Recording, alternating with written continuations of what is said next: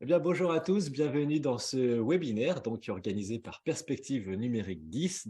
Perspective Numérique, c'est une association d'experts du numérique, enfin, experts, des petits guillemets, bon, pas expert de grand-chose, mais en tout cas d'être dans le domaine du digital. Et notre objectif, c'est vraiment de favoriser l'acculturation au numérique à destination des TPE et des PME du département, implantés dans le département 10 de l'Aube. Dans ce cadre, on organise régulièrement des webinaires, des conférences, des formations aussi. Là, aujourd'hui, on va parler de l'intelligence artificielle générative. Et puis surtout de ses impacts, qu'est-ce que ça peut avoir dans nos différents métiers, dans nos organisations. Euh, donc, euh, Bienvenue à tous, merci d'être là. Je me présente, je suis Samuel Dumas, j'ai travaillé dans des agences de communication parisiennes et puis new-yorkaises. Et dans ce cadre de ma connaissance, on va dire un peu de plus de 15 ans, 17 ans maintenant, dans le digital, j'ai écrit un livre qui s'appelle Comprendre et accompagner la transformation numérique, qui m'a amené à faire des conférences, etc. Et puis à créer un organisme de formation qui s'appelle Acadie. Et on s'est spécialisé en début d'année dernière sur la blockchain, toutes les technologies blockchain. Aujourd'hui, on forme des développeurs, donc des gens qui apprennent à coder sur la blockchain en mode décentralisé. Et à côté, une agence conseil. Et donc, on conseille les organisations, les entreprises dans leur évolution vers ce Web 3, donc le 1, le 2, le 3, ce Web beaucoup plus participatif, ou en tout cas, on reprend le titre de propriété. Ça pourrait peut-être faire l'objet d'un autre séminaire. Et donc, voilà, membre de Perspective Numérique 10, actif dans le domaine du digital. Alors on va parler, ce matin à midi, on va parler donc de cette intelligence artificielle, la différence entre le machine learning et le deep learning. On va voir aussi les différents modèles, donc la modélisation discriminante et générative.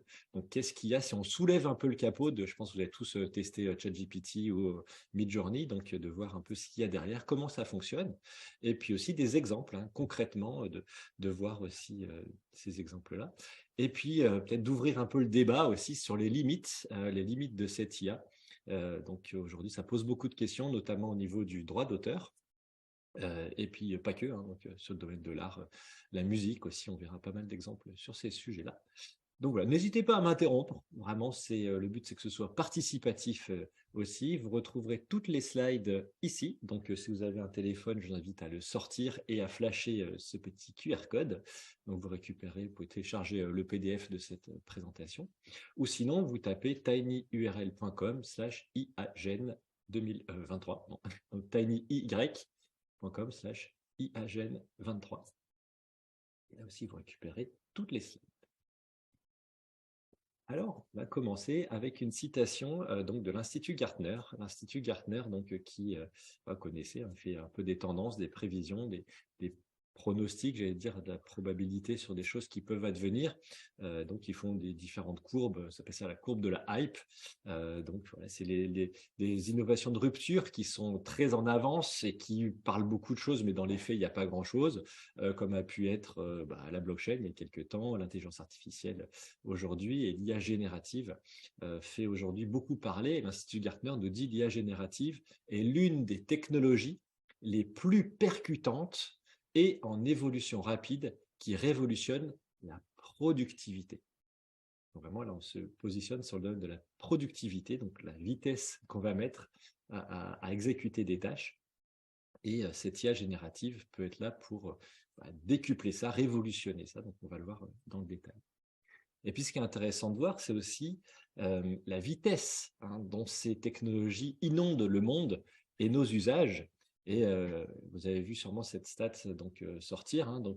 ChatGPT, ce fameux IA conversationnel de OpenAI, a mis seulement 5 jours pour atteindre son million d'utilisateurs, et ça sans publicité. Ça fait beaucoup réfléchir parce qu'en fait, on se rend compte finalement qu'un produit, quand il est bon, il n'y a pas besoin en fait de tout cet habillage marketing. On en reparle beaucoup, les médias s'en emparent, ça fait de la publicité Ils quelque en ont part parlé gratuite. partout, Exactement, ça même fait dans de la l'Est pub. éclair. Exactement, partout, partout. On en parle aujourd'hui, même à perspective numérique. Donc effectivement, c'est de la publicité gratuite. Eux, ils n'ont pas dépensé un centime en publicité parce qu'ils avaient un super, super produit derrière. Enfin, ça fait aussi des années qu'ils travaillent dessus, des millions de dollars investis dedans. Donc, leur argent, ils l'ont bien mis dans le produit et pas en communication. Et vous voyez, donc, par rapport à Netflix qui a mis 3 ans et demi pour avoir 100 millions d'utilisateurs, bon, c'est payant aussi, hein, c'est des modèles différents. Mais ChatGPT, là, en seulement 5 jours, a atteint son million d'utilisateurs. Donc, c'est une croissance phénoménale. Vous imaginez les serveurs qu'il y a derrière, ça fume. Hein. Ça tient même, je voyais, il y a quelques jours, on ne pouvait même plus se connecter. C'était trop de monde dessus, donc dégage. Hein. Globalement, c'était ça. Et en fait, de faire cette ouverture au grand public depuis novembre de l'année dernière, eh ben, ça crée des nouveaux besoins. C'est ça aussi l'intérêt, c'est que c'est gratuit pour le moment. Et là, on parle d'un abonnement autour de 30 € dans les mois qui viennent pour avoir une offre premium, d'avoir un siège, en tout cas un accès dédié, privilégié, et de ne pas se faire virer comme ça peut être le cas aujourd'hui s'il y a trop de monde. Et puis surtout d'ouvrir cette technologie en mode API, donc de pouvoir l'intégrer dans vos outils, donc pouvoir interroger ChatGPT à distance sans passer par l'interface qu'on connaît aujourd'hui. Et donc, l'Institut Gartner donc, fait ce radar, et donc là, c'était technologie 2022, et va positionner, donc, par exemple, la réalité virtuelle, voilà, les différentes évolutions technologiques qu'on peut connaître aujourd'hui, les objets connectés, etc. Et là, vous voyez, donc, IA générative, bah, c'est dans ce quartier en bas à droite, donc, qui est tout dans le domaine de la productivité. Et ce que nous dit Gartner, c'est que cette IA générative va faire 10%, va produire 10% de toutes nos données, avec 20% de toutes les données de tests pour les cas d'utilisation destinés aux consommateurs. Donc, il va organiser les tests. Hein. Donc, ça, c'était moins de 1% aujourd'hui. Mais de la production de données, donc déjà, nous, on inonde, ouais, les data centers qu'on construit, c'est gigantesque, mais encore plus, ce volume de données va être généré par cette IA. Et puis, d'ici 2025 aussi, l'IA sera utilisée par 50% des initiatives de découverte et de développement de médicaments. Là aussi, c'est extrêmement intéressant de voir dans le domaine de la santé. Nous, on en est sur un des premiers domaines qui va être impacté par l'IA et dans lequel ça pourra révéler son plein potentiel et développer des nouveaux médicaments. C'est aussi une façon d'aborder le problème d'un angle plus acceptable, on va dire, par la population, plutôt que d'autres problématiques qu'il peut y avoir sous l'angle de l'IA et de se faire gouverner par des algorithmes. C'est plus problématique. Rentrer dans le domaine de la santé, c'est plus acceptable. Et puis, troisième point, d'ici 2027, 30% des fabricants utiliseront l'IA générative pour améliorer l'efficacité dans leur développement de produits. Là, on est vraiment dans des choses de l'efficience, hein, de travailler sur la productivité, d'améliorer son efficacité et dans le sourcing. Vraiment, quand on est au tout début, hein, quand on va commencer à développer son produit, eh ben, l'IA va être là pour nous aider, faire des tests aussi. Et je montrerai des exemples tout à l'heure, c'est assez intéressant de voir aussi comment ça peut initier la chaîne. Ça peut être au démarrage, ça ne fait pas le boulot complètement, mais au début, ça peut proposer des choses intéressantes sur lesquelles des gens dont c'est le métier vont se servir comme matière de base, j'allais dire un peu comme ingrédient de cuisine dans lequel on va pouvoir les attraper, les modéliser, en tout cas les modeler, le pâte à modeler dans la main, justement pour faire le produit qu'on veut derrière, mais qui aura été initié par cette IA. Donc les domaines aujourd'hui fortement impactés ou en tout cas concernés, je ne sais pas si c'est les secteurs dans lesquels vous travaillez, mais la logistique et le transport notamment sont très ciblés, on va dire, par ces IA génératives. Et par exemple, vous pouvez convertir des images satellites en vue cartographique. Ça, c'est assez simple quand on a une IA qui est assez entraînée, de récupérer ces images-là et de les transformer. Dans le domaine de la sécurité, des caméras de surveillance, hein, donc vous allez pouvoir, à partir d'une image d'une personne de face, modéliser différents côtés. Je ne sais pas si vous avez vu, j'ai fait un post LinkedIn qui a bien marché, là, où on utilise DID. Et donc, c'est une IA aussi où, à partir d'une photo, ça vous crée une vidéo de quelqu'un qui parle. Et en plus, le mouvement des lèvres, le mouvement des yeux, le cligner des paupières, tout ça, c'est généré à partir d'une image statique. Et bien sûr, à partir d'une photo fixe, l'IA a inventé, en tout cas recréé les côtés de mon visage, mes joues, etc., justement pour faire une image animée qui bouge et que ce n'est pas juste une photo avec du son. Dans le domaine de la santé, on en parlait, hein, notamment travailler sur des radiographies, donc des radios noir et blanc hein, qu'on connaît, ça s'appelle la tomodensitométrie, et donc là de faire des images avec une bien meilleure qualité et de pouvoir aussi diagnostiquer en avance de phase des cancers. Par exemple, c'est déjà arrivé, une IA au Japon a détecté une leucémie avant le médecin. Et là, vous voyez les impacts que ça peut avoir aussi dans ce domaine de la santé. La question qu'il y a derrière, hein, c'est de se dire, demain, vous ferez plus confiance à votre médecin ou à l'IA. Et de reprendre aussi le rôle de ce qui est le sien, et les médecins, d'accompagner aussi ces pathologies, ces traitements, diagnostiquer en avance de phase que j'ai un cancer. J'espère que c'est un médecin qui va me l'annoncer et pas un SMS envoyé par une IA. Vous voyez, donc aussi ce rôle d'accompagnement, dire d'empathie que peut apporter l'humain, et le côté expertise qui peut être sous-traité à ces intelligences artificielles. Et bien sûr, dans le domaine du marketing, hein, on voit aussi déjà dès maintenant, hein, la rédaction d'articles ciblés. Je ne sais pas si vous avez déjà essayé, mais sur ChatGPT, vous pouvez commencer une phrase en disant tu es le meilleur rédacteur au monde sur tel sujet, et je voudrais un article où tu me donnes 3 thèmes ciblant telle population. Et là, ça vous donne les 3 sujets bien écrits, optimisés aussi pour les moteurs de recherche. Donc là, c'est extrêmement intéressant de générer ces messages percutants, ces images aussi impressionnantes qui prendraient du temps ou qui coûteraient cher à faire. L'IA peut vous le faire très facilement. Est-ce que c'est clair pour vous? Oui, l'art, bien sûr, on en parlait, générer ces images. Alors, des œuvres, entre guillemets, on prend des pincettes. Est-ce que c'est vraiment des œuvres? Puisque c'est de la copie finalement, ou de l'assemblage de petits bouts qu'on a copiés à droite à gauche, ces IA génératives. Donc ces photos, ces illustrations, même sa musique, on va faire des petits exemples tout à l'heure, d'écrire des scénarios. Donc c'est des choses qui arrivent et qui révolutionnent aussi ces métiers. Donc bien sûr, les gens dont c'est le métier sont vent debout, et à raison. De se faire voler, piller leur œuvre gratuitement, c'est complexe pour eux. En tout cas, ça change, et de voir comment on accompagne ce mouvement, comment on s'en sert. C'est vraiment toutes les questions d'aujourd'hui. Est-ce que vous avez des questions jusque-là? Est-ce que c'est clair? N'hésitez pas. Non, pas de questions pour ma part. Audrey, ça vous fait réfléchir dans quel secteur vous êtes? Plutôt la communication, moi, du coup, pour le coup. Et j'ai déjà testé ChatGPT. Là, c'est vrai que c'est. Même mon mari, par exemple, qui n'est pas du tout là-dedans, mais qui a une entreprise dans la climatisation, il a tapé genre, je ne sais plus, idée post climatisation. Et ça lui il est resté au moins 2 heures là-dessus, quoi. C'est ça. Hallucinant. De se dire, en fait, faut remanier un petit peu le texte, il se répète parfois, mais ouais, ça fait déjà le boulot, on va dire, je sais pas, 60-70% du travail, il est là, quoi. Ok, très bien. Alors, pour la petite introduction. Alors, parlons de l'intelligence artificielle avant de rentrer dans le détail un peu plus de l'intelligence IA générative. En fait, on va parler donc de cette IA, et ce que nous dit le Larousse, c'est un ensemble de théories, des techniques qui sont mises en œuvre en vue de réaliser des machines capables de simuler l'intelligence. On est bien dans de la simulation.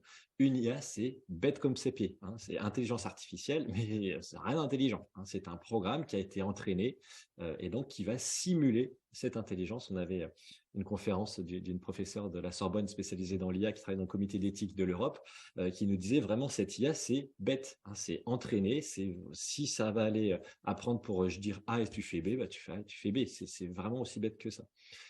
Après, ça génère des choses assez impressionnantes, mais ce qu'il y a derrière, c'est des algorithmes, c'est des programmes mathématiques qui sont là pour nous bluffer. C'est ça, simuler l'intelligence, c'est des suites de mots qui, mis ensemble, vont faire des phrases, et nous, on va dire « Waouh, c'est impressionnant », comme a pu être votre mari avec la climatisation, mais finalement, c'est uniquement des algorithmes qui y a derrière pour simuler cette intelligence.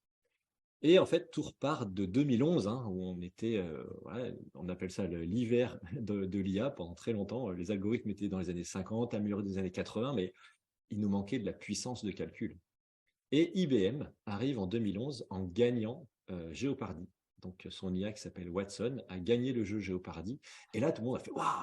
Mais c'est un truc de fou. Gagner des super champions de la culture générale, c'est pas comme gagner les échecs. J'ai gagné un jeu d'échecs avec Deep Blue, avec gagné IBM. C'était de la force brute, du calcul, gros calculateur, et ça marche. Là, trouver toutes les réponses du monde, c'était vraiment un pas qui a été fait à ce moment-là. Ça, c'est le machine learning. En fait, ça marche avec un système où, quand on fait de la programmation traditionnelle, on écrit un programme. Programme, en fait, c'est des règles. Si, alors fais ça, etc.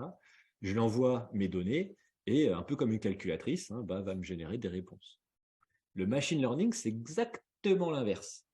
C'est-à-dire qu'on injecte d'abord les réponses, ensuite notre jeu de données, pareil, et c'est ce machine learning qui va en déduire les règles.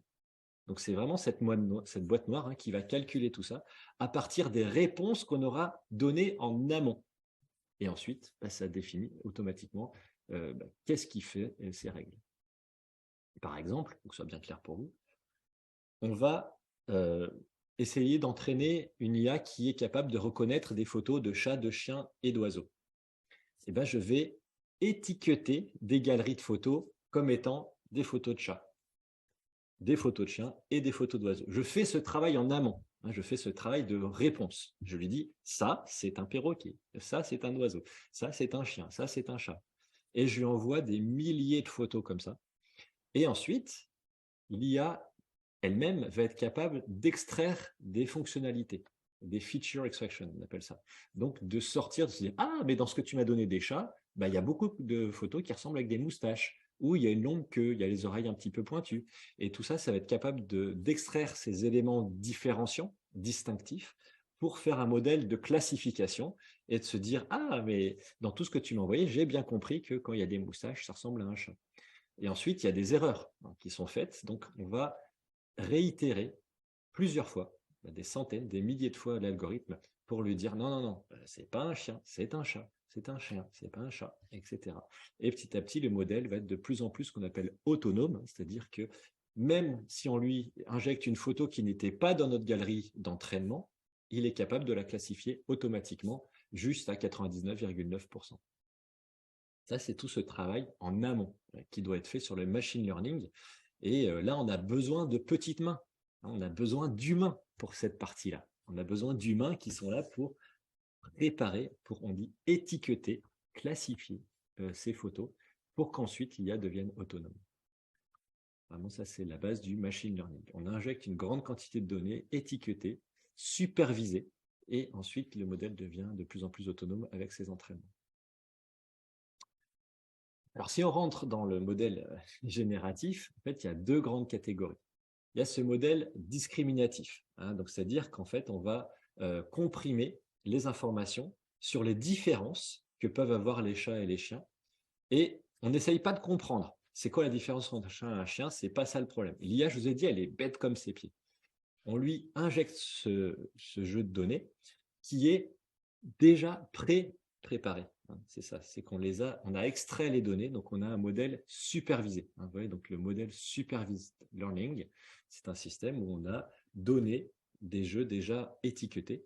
Et ensuite, à partir de ce modèle, l'IA est capable donc de discriminer, de se dire c'est un chat, c'est un perroquet, j'ai compris.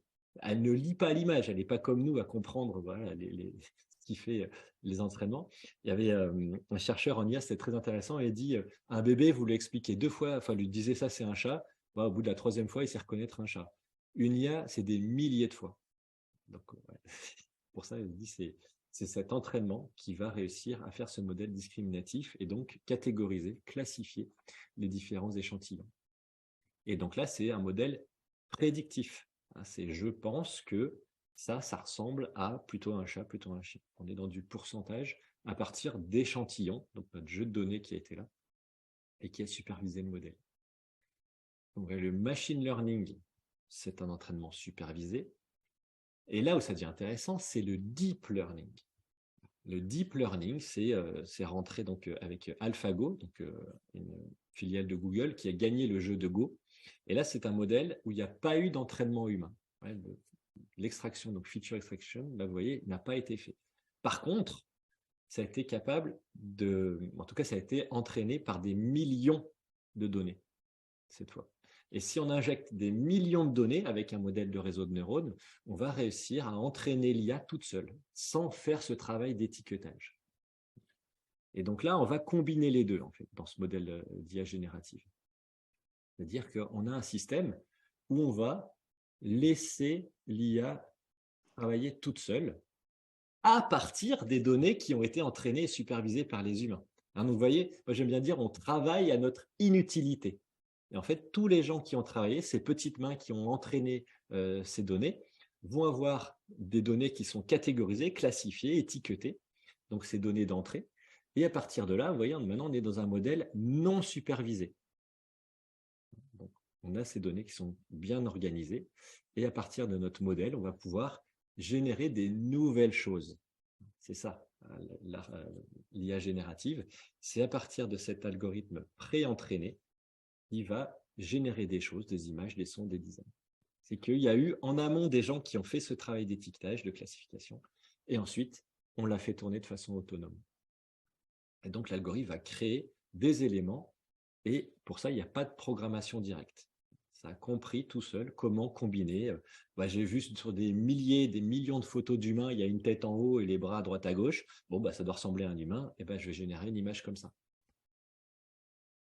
Et donc là, c'est de faciliter la création, on va automatiser les choses, ce qu'on faisait graphiquement à la main, manuellement, là c'est de façon autonome, et toutes ces étapes donc sont automatisées, et l'algorithme va se charger, se concentrer sur la génération de ces nouvelles idées. Donc pour que vous compreniez bien la différence entre le modèle discriminant et génératif, donc le modèle discriminant, c'est nous. On l'a tous fait sans le savoir, ou peut-être même en le sachant. Mais je ne sais pas si vous avez déjà cliqué sur les CAPTCHA, ces fameux « je ne suis pas un robot ». Je ne sais pas si ça vous est déjà arrivé, je pense tous, on a dû cliquer sur « je ne suis pas un robot ». Là, clique sur un feu rouge. Je clique sur un feu rouge. Parce que je suis gentil, je clique sur un feu rouge. Et puis ça, on a posé cette même question à des milliers de gens qui ont cliqué sur un feu rouge, bien gentiment. Et donc, en fait, on a appris à Google à reconnaître un feu rouge. Donc, la prochaine fois qu'il voit un feu rouge, il se dit « Ah, mais je l'ai déjà vu ça !» Il y a des milliers de gens qui m'ont dit « Un feu rouge, ça ressemble à ça. » Je peux te dire que ça, c'est un feu rouge. Voilà. Et je vais automatiquement le catégoriser donc, dans ma discrimination sur des images nouvelles par rapport à mes données d'entraînement. L'IA générative, on est dans un autre système.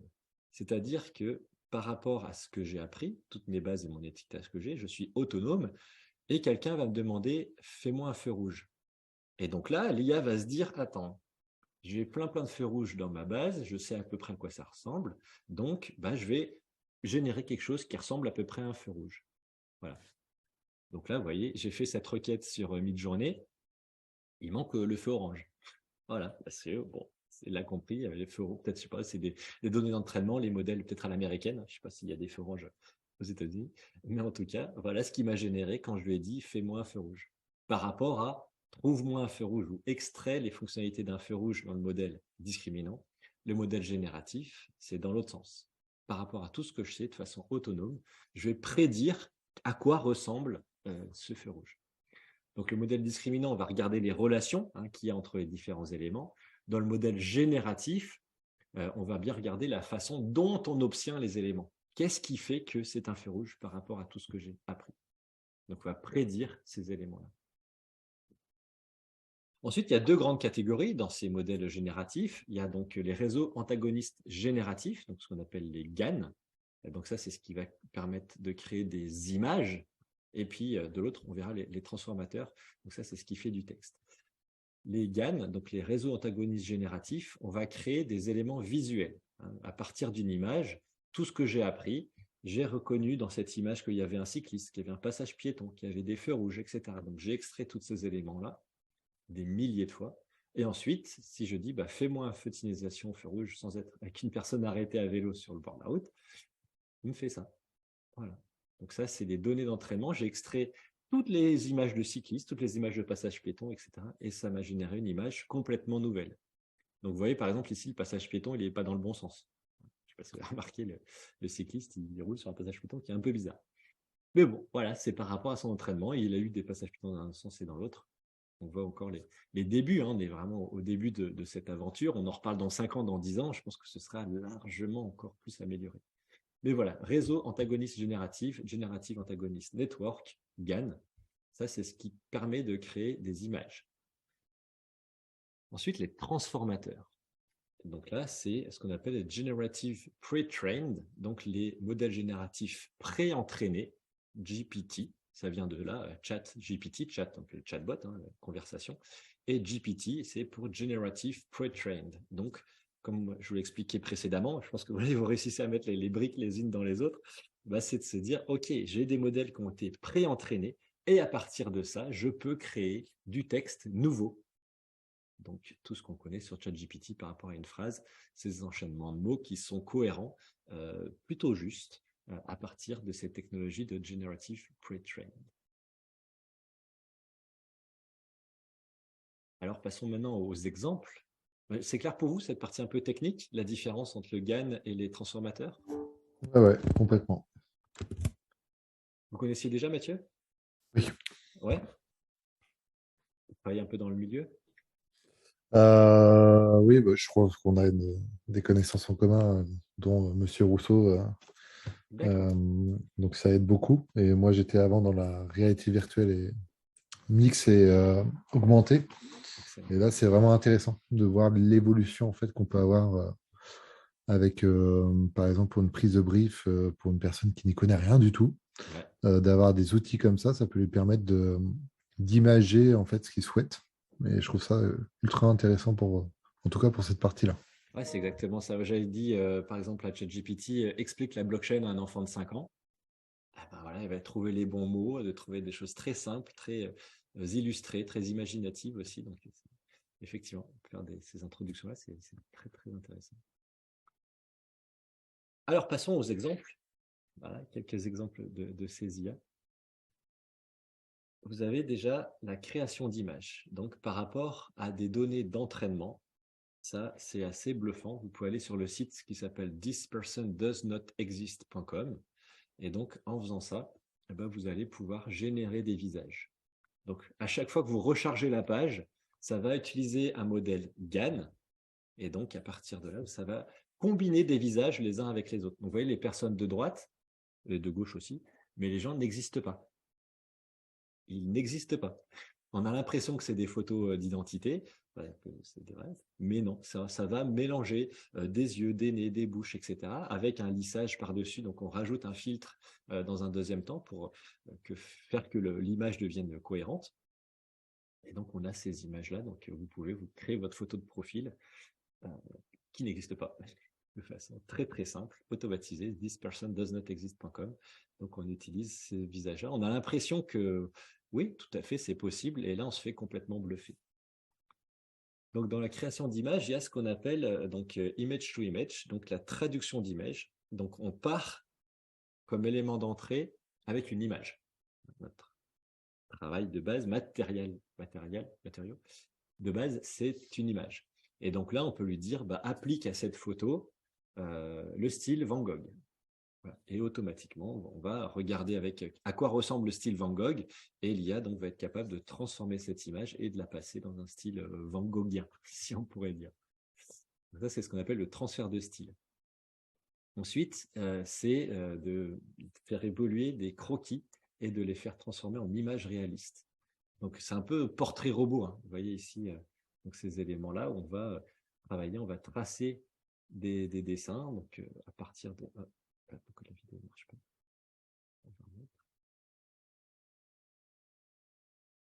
On va un côté un peu sketch. Et donc, on dessine à gauche, ça c'est, on va dire, palette graphique.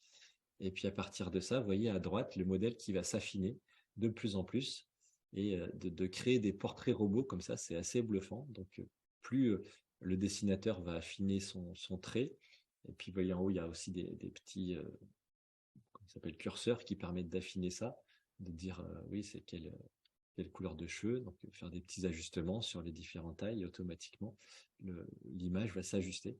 Ouais, donc à partir de ce crayonné esquisse de gauche, on a réussi à faire ce portrait qui devient extrêmement réaliste de cette femme. Deep Face Drawing, ça s'appelle. Ensuite, vous pouvez passer d'un croquis, là aussi. Là, vous êtes en train de vous dire, mais en fait, c'est pas grave si on ne sait pas dessiner.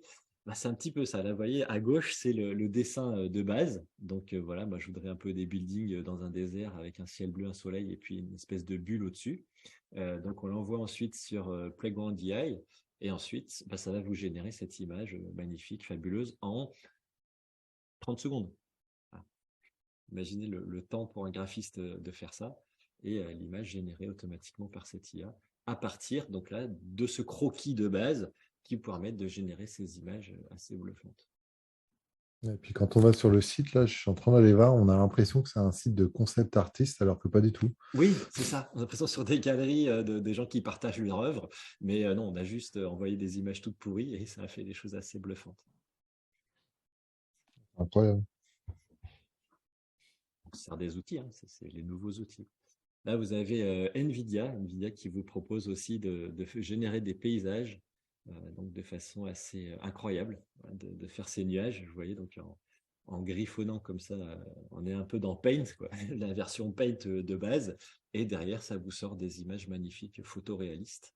Ça, c'est ce que propose NVIDIA, donc avec son image, le générateur de Landscape Generator.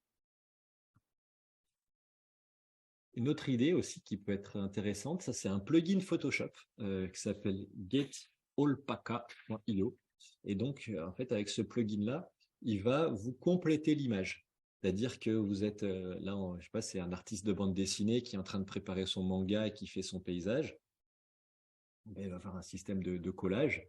Donc, vous voyez, à gauche, là, il a bien dessiné les différents éléments. Au milieu, là, il le dessine un peu à la paintbrush, grosse maille, qu'est-ce qu'il a envie de faire. Et automatiquement, l'IA va venir compléter, générer ce dessin, finir le petit chemin et faire des choses qui soient tout à fait fluides et cohérentes dans son image. Donc là, venir compléter une image, c'est des choses assez intéressantes.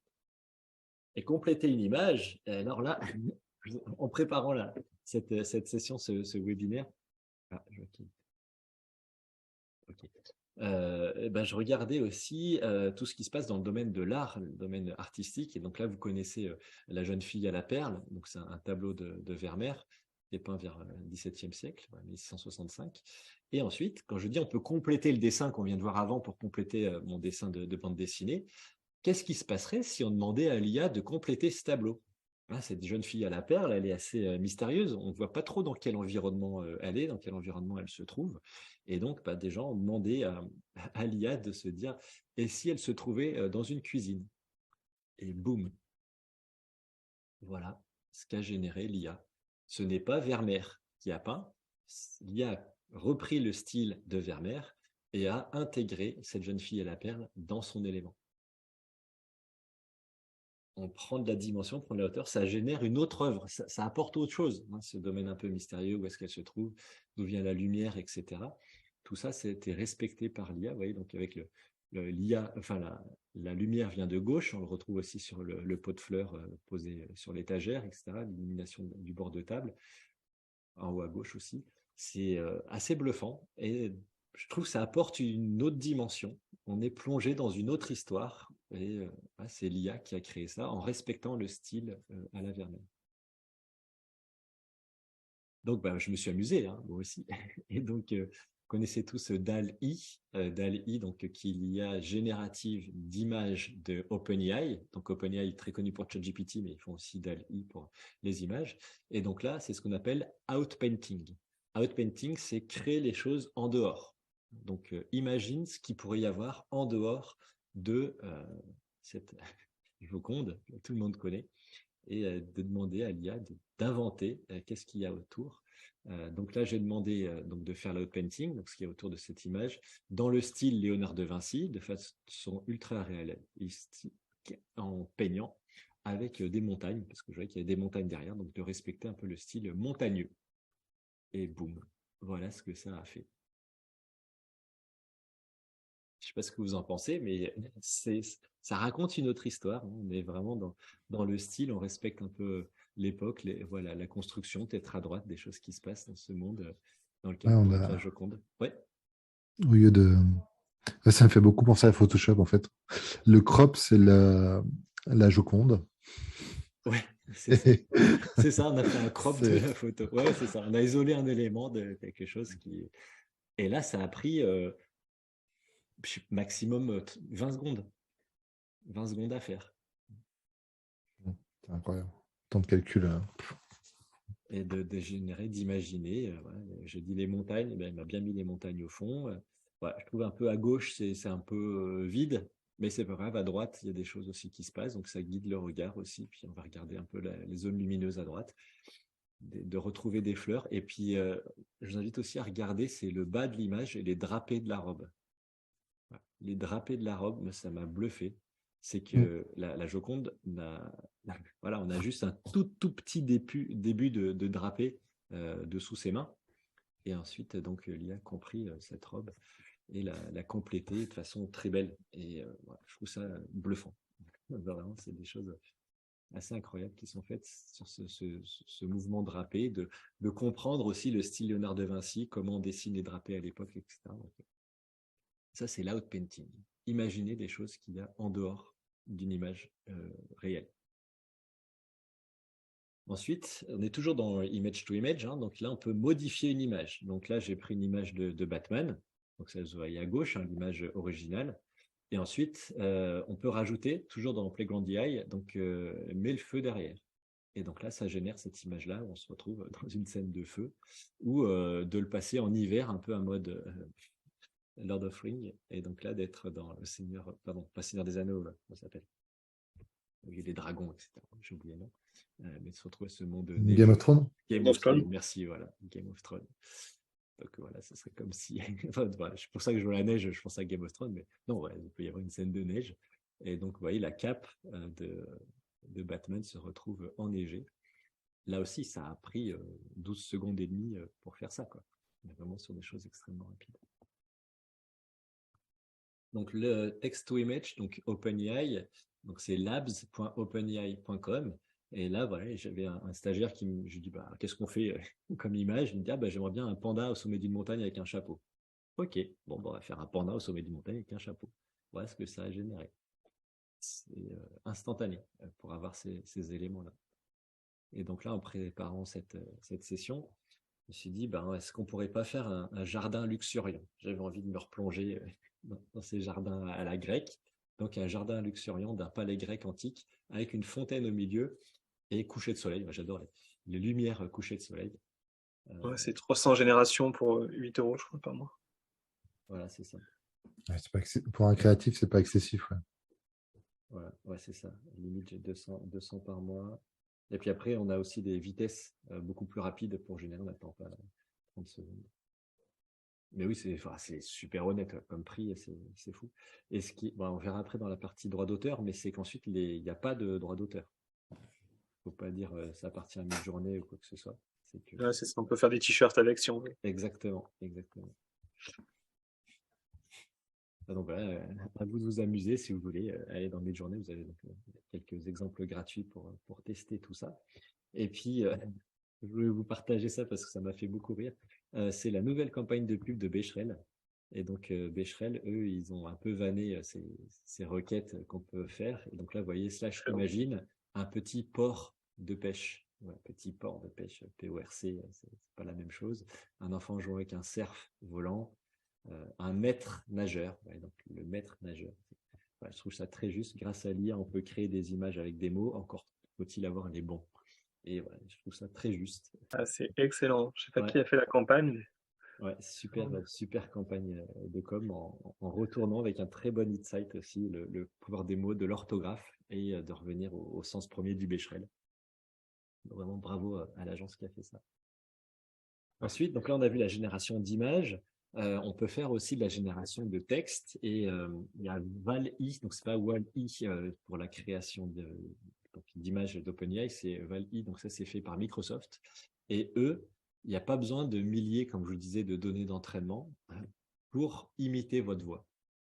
Et ça, c'est assez fou, c'est qu'il suffit de 3 secondes de votre voix pour vous faire parler. Donc, j'écris un texte et ça va parler avec la voix de Ronan, la voix de Mathieu, la voix d'Audrey, etc. C'est assez fou. Donc, il n'y a pas encore d'interface pour le faire. C'est pas encore officiel, pas encore lancé. Par contre, si vous allez donc sur vali-demo.github.io, vous pouvez écouter des exemples. Donc, vous avez un petit échantillon de quelqu'un qui parle. Donc là, par exemple, vous aurez ma voix et ensuite des textes écrits et ça va être dit avec cette voix. Et puis même, on peut choisir l'intonation, se dire en colère, ému, etc. Et donc, la même phrase va être dite de façon différente. Et là, c'est ultra bluffant. C'est-à-dire qu'on peut faire dire n'importe quoi à n'importe qui à partir du moment où on a 3 secondes de sa voix. Et donc là, quand je vous dis ça a été entraîné, il y a 60 000 heures de conversation en anglais. Pour le moment aussi, c'est de l'anglais qui a été utilisé. Ouais, c'est ça. Merci pour le lien, Mathieu. Donc, c'est 60 000 heures d'entraînement qui a permis aussi à l'algorithme de s'entraîner et ensuite, juste avec un tout petit bout, de réussir à faire ça. Et donc là, ce qu'il dit, capable de préserver l'émotion du locuteur et l'environnement acoustique de l'invité acoustique dans la synthèse. Là, on est vraiment sur des choses extrêmement puissantes. Et Microsoft revient quand même, on peut le noter, sur le devant de la scène avec cette IA générative et le partenariat qu'il a avec ChatGPT. Ensuite, la musique.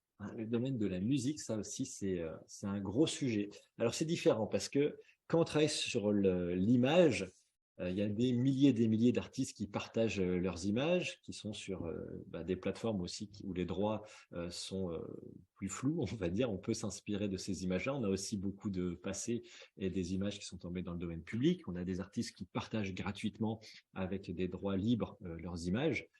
Et ça a permis d'entraîner ces algorithmes de façon, comme on a vu, assez bluffante. Pour la musique, c'est différent. Pour la musique, on est sur une chasse gardée. Et c'est la chasse gardée des maisons de disques. Et les maisons de disques, elles ne vont jamais donner gratuitement, comme l'a fait les artistes graphiques, ou des textes Internet qui ont été scannés. C'est musique. Donc, on a pour moi, je pense des carences. Pour le moment, c'est pas encore ça. Il y a Beethoven AI que je voulais vous faire tester et en fait, c'est tellement décevant, moi, ça me fait saigner les oreilles. Donc, on n'en est pas là parce que ça a été entraîné sur des musiques libres de droit. Et les musiques libres de droit, voilà, terrible. Même s'il y en a certaines. Je sous-entends que ça fait saigner les oreilles, les musiques libres de droit. Celles générées par l'IA. Non, celles générées par l'IA. Oui, c'est vrai. Mais celle qui est faite par Beethoven AI, c'est vraiment pas. En plus, c'est des sons mélangés. On va appeler ça de la musique, mais c'est un bloubi-bouga de batterie, de musique. C'est pas terrible. Donc là, c'est juste une requête de se dire je veux écouter Bella Ciao en version guitare solo.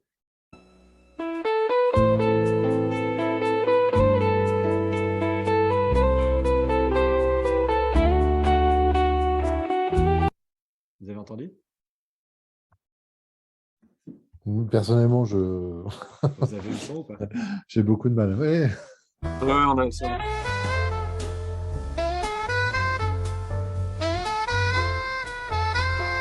Bon, pour Mathieu, on va arrêter là.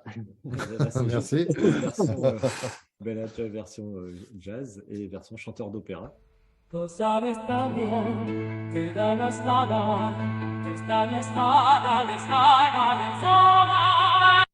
Voilà, quand je vous disais, ça fait saigner les oreilles. Il chante faux, ce chanteur d'opéra. Mais bon, c'est intéressant. Voilà.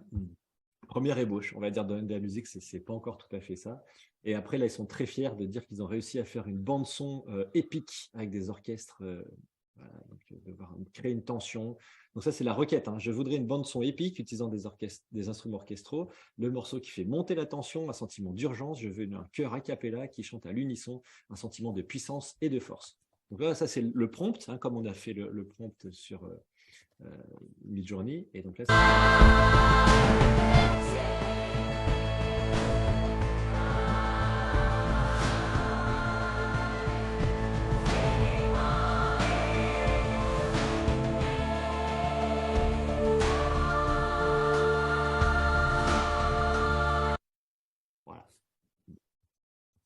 c'est des exemples qui sont sur le site ou c'est Non, c'est sur le site.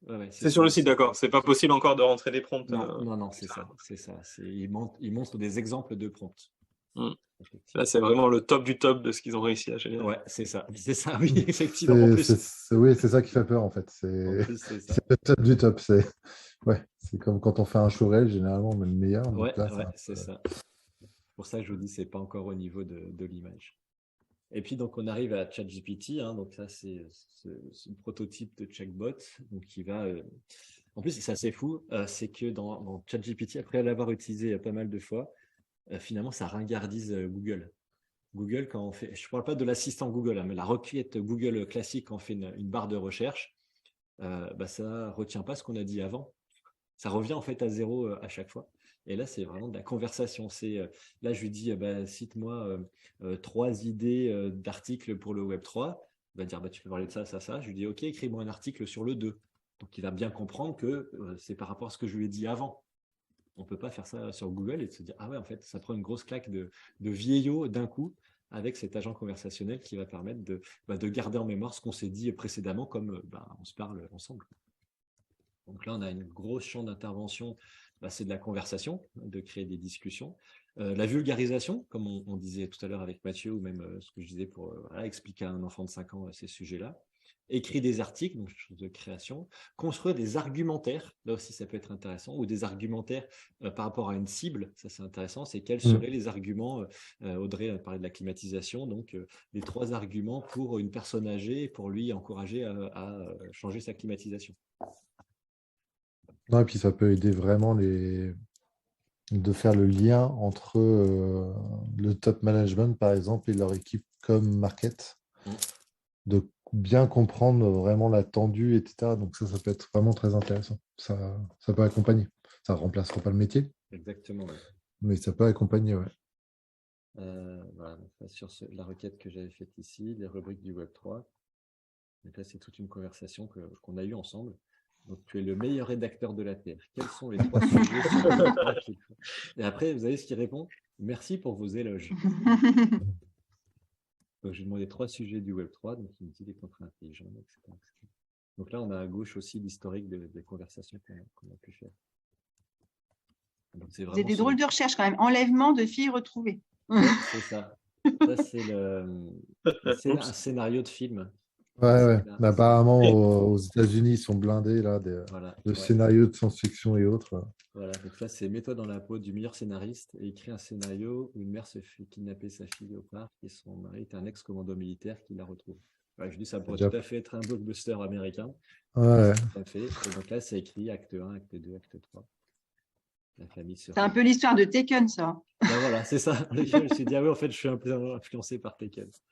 Mais ça peut peut-être relancer le cinéma, d'avoir des vrais, je sais pas, des vrais scénarios originaux au lieu de faire des reprises de reprises. Ça, c'est ça. Dans ce moment, c'est les vieux pots, on fait les meilleurs soupes. Ça, c'est sûr. Ouais. Partir sur des nouveautés, oui, effectivement.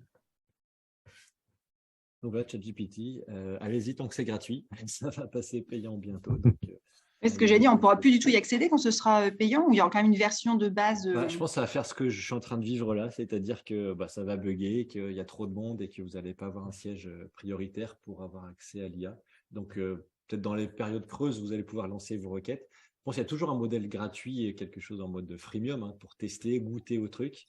Mais les résultats sont quand même plus probants quand vous serez dans l'offre payante. Donc voilà, ce paysage de l'IA générative, il est en train de se densifier. C'est ça aussi, c'est qu'on voit dans le domaine du texte, c'est copy.ai, donc là ça fait de la rédaction, Jasper, etc. Donc il y a plein de concurrents en fait à ces IA qu'on a vu qui dominent le marché, mais il y en a plein d'autres dans plein de systèmes différents, donc la vidéo, le code, le code informatique, et Git aujourd'hui qui est la référence pour le dépôt de code, a lancé Copilot, Git qui a été racheté par Microsoft, donc tout le code informatique que possède Git a été aussi compilé par l'IA. Et GitHub Copilot, ça permet aux développeurs de commencer à coder et l'IA va compléter le code. Il a compris, en fait, quand je suis en train de faire mon début de code, ce que je suis en train de faire. Donc, on va gagner un temps fou à coder en utilisant cette IA dans la génération de code, qui est assez impressionnant pour l'avoir vu faire. Ça comprend vraiment ce que veut faire le développeur. Donc, plein de la synthèse vocale, génération d'images, on a vu, plein de sujets différents vont se développer dans les années à venir. Alors, on va terminer en parlant des limites. On voit donc déjà qu'en fait, on peut faire facilement des faux. Et ici, on est sur du deepfake. C'est horrible, ça. Et donc, le deepfake. I am not Morgan Freeman, and what you see is not real. Ouais, donc là, en fait, à partir de l'image du personnage d'en bas, sa voix a été texturée et ses mouvements de tête aussi. On est sur des choses complètement fausses. Morgan Freeman n'a jamais dit cette phrase. Il n'a jamais été filmé pour faire ça. C'est Fast and Furious. Ils ont fait revivre l'acteur qui est mort dans le film. Donc, on peut faire vraiment dire n'importe quoi à n'importe qui pour le son et pour l'image.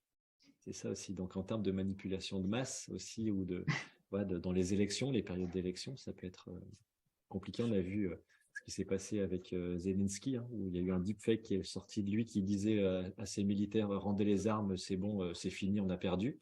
Et il y a des soldats qui se sont fait tuer à cause de cette vidéo qui a été diffusée, où ils croyaient que c'était la fin de la guerre et que tant pis, hein, on arrêtait, quoi. Ensuite, on voit les limites techniques. Là, vous voyez combien vous voyez de doigts dans ces photos. L'IA, en ce moment, elle est, même si c'est joli en soi, quand on regarde de plus près, on dit c'est bizarre, il y a un peu trop de doigts dans ces images-là. Et puis ça, je ne sais pas si c'est un fake ou si c'est juste, mais en tout cas, quand on fait un prompt, un saumon nageant dans une rivière, vu que l'IA est entraînée par des photos de saumon... de pavés de saumon. De pavés de saumon, voilà, il croit que c'est ça, un saumon. Ça, c'est un mauvais étiquetage qui a été fait. Saumon, pour lui, c'est pavé de saumon et pas le saumon, le poisson. Voilà, on voit déjà des petites limites techniques. Et puis aussi, des choses qui font plus polémique. Hein, donc en août 2022, Jason Allen, il a gagné le prix de la plus belle photo de l'État du Colorado. Et en fait, c'était une photo qui a été faite par Midjourney. Donc il a passé du temps à travailler son prompt et de vraiment travailler la requête. Et cette image-là, donc, qui a gagné le prix par rapport à des vrais artistes. Est-ce que c'est un artiste ? Est-ce que c'est de l'art ? Si c'est fait par une IA, même si, on va dire, son art à lui, c'est de trouver la bonne requête à faire pour que l'IA génère ça, c'est plutôt de l'écriture, finalement, que du dessin. Et puis, donc, le portrait à la Rembrandt, qui a été vendu $432,000 chez Christie's, donc qui a été fait par une IA qui a été entraînée avec des tableaux de Rembrandt, qui a généré un personnage à la Rembrandt. Donc, se dire quelle est la valeur de ce tableau, en fait. Est-ce que $432,000, ça donne une valeur forte pour quelque chose qui a pris, ça n'a pas 30 secondes à faire. Qu'est-ce qu'on retrouve derrière ? Est-ce que finalement, c'est le prix de la nouveauté, de cette nouvelle expression artistique ? Ça interroge. J'ai entendu parler là sur Lyon, aujourd'hui, c'est pas tout Lyon, mais tous les étudiants aujourd'hui utilisent ce GPT. C'est interdit même dans certaines écoles. Je dis plutôt que de l'interdire, ça serait plutôt d'accompagner ce mouvement, comme on peut initier aussi un début de réflexion, puis ensuite le compléter, pas faire complètement toute la rédaction. Mais on pourrait dire, est-ce que ChatGPT sait tricher ? Ou est-ce que c'est plutôt une aide ? Ou est-ce que c'est du vol ? Carrément, hein, il y a l'artiste Kim Jung-gi, donc c'est un artiste coréen qui faisait ce genre d'illustration en noir et blanc, des scènes extrêmement fortes et détaillées. Et il est décédé en 2022 et une IA a généré donc, une œuvre dans son style, là aussi qui fait polémique, hein, parce que finalement, c'est pas lui qui l'a fait. On va vendre des images au prix de l'artiste alors que c'est pas l'artiste qui l'a fait et on va s'en mettre plein les poches et ça a pris pas très longtemps à faire. Donc, on va avoir plein de petits Banksy, ça va être bien. Ah ouais, c'est ça. N'importe qui pourra s'imaginer Banksy. C'est la question. On revient sur la jeune fille à la perle, hein, ici. Donc, c'était le musée aux Pays-Bas où c'était exposé. En fait, ils avaient prêté l'œuvre à un autre musée. Donc, ils ont fait un concours pour dire aux artistes, dessinez votre version de la jeune fille et la perle et on l'exposera pendant que le tableau est plus là. Et en fait, celui qui a gagné, là aussi, c'est cette jeune fille et la perle qui a été générée par une IA et qui a été exposée dans un musée. Ouais, là aussi, ça questionne, se dire est-ce que ça a sa place dans un musée, même si je trouve plutôt belle cette photo. Oui, il est incroyable ce portrait. Voilà, et c'est une belle adaptation de cette jeune fille à la perle. Est-ce que ça a sa place dans un musée ? Qui est-ce qu'on valorise en fait en faisant ça ?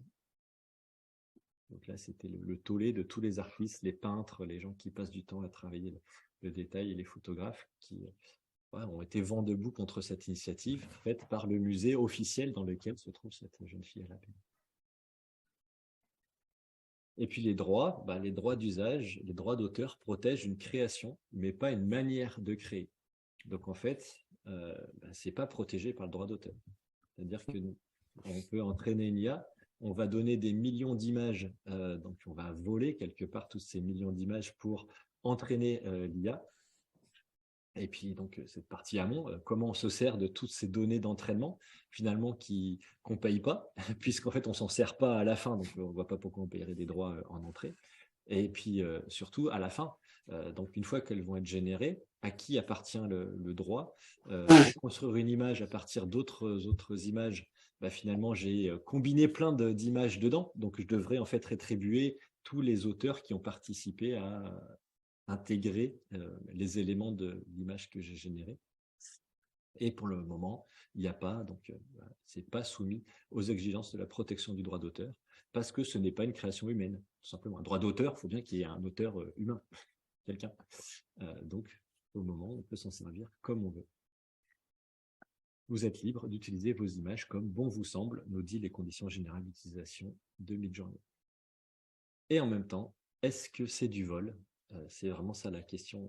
On terminera là-dessus parce qu'on voit dans des images générées par Midjourney, on retrouve parfois de la signature, la signature des auteurs originales, donc qui ont pris un petit bout, en tout cas, vu qu'on a injecté des milliers d'images, les gens qui ont fait ça, ils ne sont pas embêtés à retirer la signature, ça faisait partie de l'œuvre et puis c'est ça qu'on fait injecter à l'IA.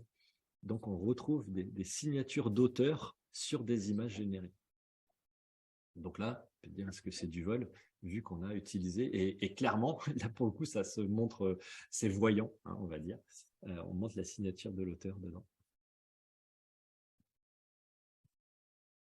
Et donc l'avocat américain Buteri qui nous dit la capacité de ces IA à inonder le marché d'un nombre essentiellement illimité d'images qui violent les droits infligera des dommages permanents à l'art et aux artistes sur le marché.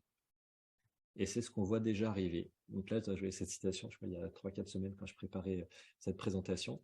Il anticipait un peu ce monde qui va être inondé d'images faites par des IA ou des textes aussi faits par des IA. Et là, je voyais Reuters, donc là, qui annonçait qu'en fait, aujourd'hui, Amazon se retrouve Je m'appelle Roland Broussier et je suis Alexandre Sidbon. Bienvenue à la formation. Pardon, excusez-moi. Pas de problème. Et donc, voilà, donc c'est un peu ce côté prédictif, qui est dire qu'il va inonder le marché de ces œuvres qui violent tous ces droits. C'est le cas. C'est ce qui se passe aujourd'hui chez Amazon, qui se retrouve inondé de livres écrits par notamment ChatGPT, où les gens vont... En fait, la technique, c'est très simple, c'est de dire, écris-moi un plan avec 3 grandes parties sur tel sujet. Et ensuite, on va redemander à ChatGPT, écris-moi des sous-plans pour le chapitre 1. Et ensuite, écris-moi les sous-parties de ce sous-chapitre. Voilà. Et ensuite, écris-moi l'article correspondant à ce sous-chapitre. Et en faisant ces requêtes multiples, on va réécrire un contenu assez conséquent, parce que c'est limité, je crois, à 2000 mots, mais 2000 mots par requête. Et ensuite, vous pouvez le faire une fois que vous avez votre plan, vous demandez à écrire chacun des sous-chapitres. Et c'est ce qui fait qu'aujourd'hui, Amazon se retrouve engorgé de livres écrits par ChatGPT. Ouais, le but, c'est pas de donner un témoignage, c'est de gagner de l'argent, là, clairement.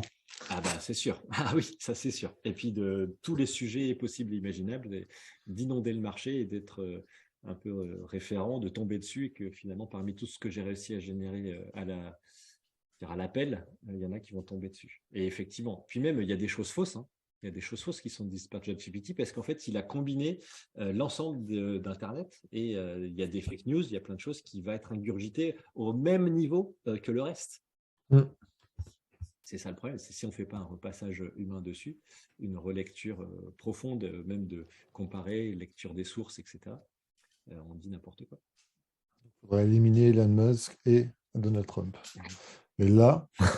Mais, je ne sais pas si vous avez vu, vous pouvez demander à ChatGPT, écris un poème sur Emmanuel Macron. Il écrit un poème. Écris un poème sur Jean-Luc Mélenchon. Il écrit le poème. Écris un poème sur Marine Le Pen. Il dit désolé pour des règles d'éthique, on ne fait pas ça. Je ne suis pas en train de défendre Marine Le Pen, loin de là, mais c'est juste de se dire pourquoi elle et pas les autres, on ne peut pas écrire un poème sur cette personne. Oui, complètement. C'est déjà le cas aujourd'hui. Et ça, c'est une censure qui est apportée par les créateurs, ceux qui ont développé l'algorithme, qui ont dit non, je ne veux pas qu'on valorise Marine Le Pen sous forme de poème. Ok, mais c'est un parti pris politique. Ça va complètement. Et OpenAI, il n'y a que le nom qui s'appelle Open. Dans les faits, il va brider ces requêtes. C'est la même chose. On ne peut pas dire, moi je voulais faire un Donald Trump en maillot de bain à la plage. Et ça, c'est refusé, par exemple.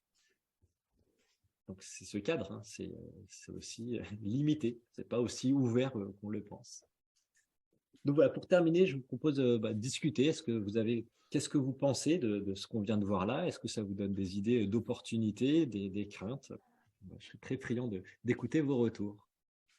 Moi, j'en profite, je vais devoir vous quitter. Oui, Mathieu. Mais en tout cas, Samuel, merci beaucoup pour cette conférence. C'était très, très pédagogue, très clair la façon dont tu as présenté les choses. Donc, merci beaucoup. Merci Ronan, merci à toi. Au plaisir.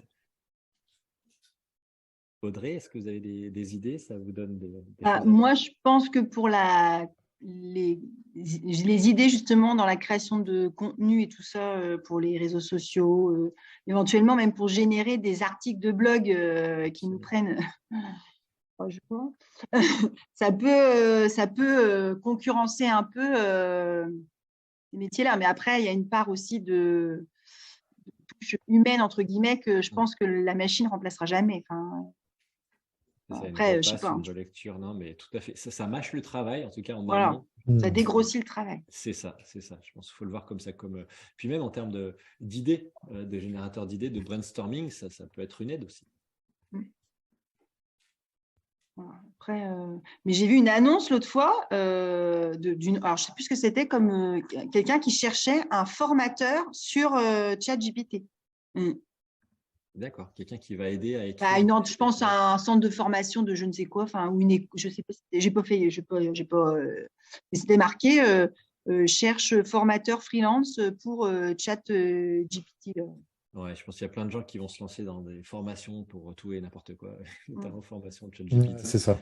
Ça interroge beaucoup les gens. En soi, c'est pas très compliqué. Hein. Oui. On fait des requêtes.